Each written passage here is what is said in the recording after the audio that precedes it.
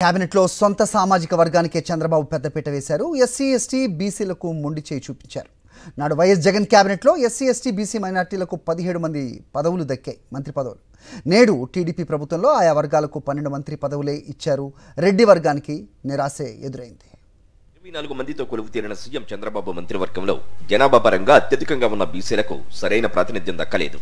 బీసీలకు కేవలం 8 మంత్రి పదవులు ఇచ్చారు. అతి తక్కువ జనాభా ఉన్న చంద్రబాబు సొంత సామాజిక వర్గానికి మాత్రం సీఎం సహా 5 మంత్రి పదవులు దక్కాయి. ఎక్కువ స్థానాల్లో విజయం సాధించిన రెడ్డి సామాజిక వర్గానికి సైతం చంద్రబాబు నిరాశ మిగిల్చారు. నాడు వైఎస్ జగన్ తన మంత్రివర్గంలో ఎస్సీ ఎస్టీ బీసీ మైనార్టీలకు పెద్దపీట వేశారు. బీసీలకే 10 మంత్రి పదవులు ఇచ్చారు. ఎస్సీలకు 5, ఎస్టీలకు 1, మైనార్టీలకు 1 మంత్రి పదవి చొప్పున దక్కాయి. ఆయా వర్గాలకు ఏకంగా 17 మంత్రి పదవులు ఇచ్చారు. మొత్తం మంత్రివర్గంలో వైఎస్ జగన్ ఆయా వర్గాలకు ఇచ్చిన పదవుల శాతం 68 కాగా ఇప్పుడు చంద్రబాబు మంత్రివర్గంలో వారికిచ్చిన పదవులు 45% మాత్రమే. చంద్రబాబు బీసీలకు 8, కాపులకు 4, రెడ్డి సామాజిక వర్గానికి కేవలం 3 మంత్రి పదవులు ఇచ్చారు. ఎస్సీ ఎస్టీ మైనార్టీ వయసులకు ఒక్కొక్కటి చొప్పున మంత్రి పదవులు దక్కాయి.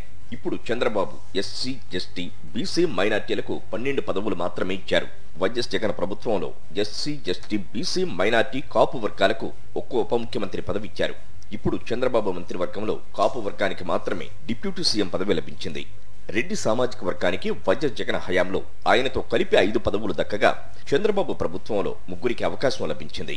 వైఎస్ జగన్ ప్రతి అడుగులో సామాజిక న్యాయాన్ని పాటించారు. మంత్రివర్గం నుంచి స్థానిక సంస్థలు, రాజ్యసభ సభ్యులు, ఎమ్మెల్సీలు ఇలా అన్ని పదవుల్లో ఎస్సీ ఎస్టీ బీసీ మైనార్టీలకు 50% పైగా ఇచ్చి రాజకీయ సాధికారతకు బాటలు వేశారు. చంద్రబాబు తొలి అడుగులోనే సొంత సామాజిక వర్గంపై మక్కువ ప్రదర్శించి దళిత మైనార్టీ బీసీ వర్గాలను చిన్నచూపు చూశారని విమర్శలు వ్యక్తమవుతున్నాయి.